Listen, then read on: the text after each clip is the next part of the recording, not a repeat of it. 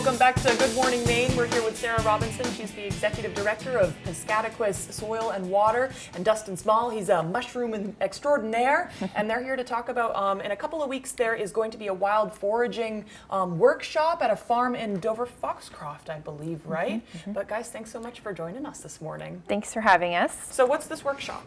It is a foraging workshop. We've done it for 6 years, but this is going to be our third year doing it together. Cool. At the Law Farm Nature Trails in Dover.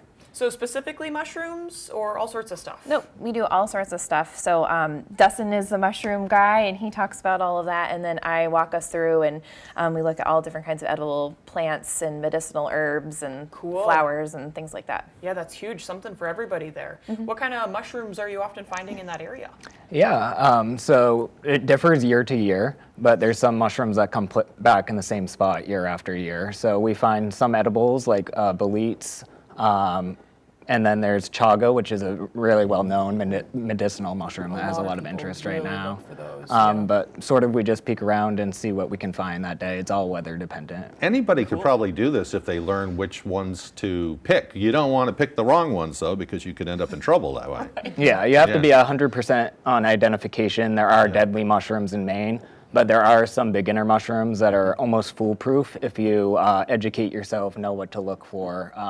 Anybody can gain the confidence to do this on their own. So yeah, perfect workshop for that. And you guys, you don't just do this workshop too. There's other stuff in the works as well, right? Yep, we do all sorts of things. We have a total of 400 acres that the Soil and Water District owns. So not just the law farm, we have a Williamsburg forest that's in Williamsburg.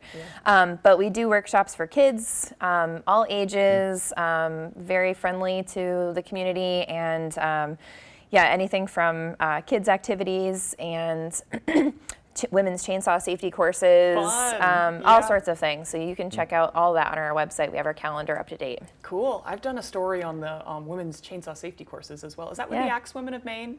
I think they do their own, but we also have our own program. Cool. Cool. Sounds like a lot of fun. Where can folks learn more?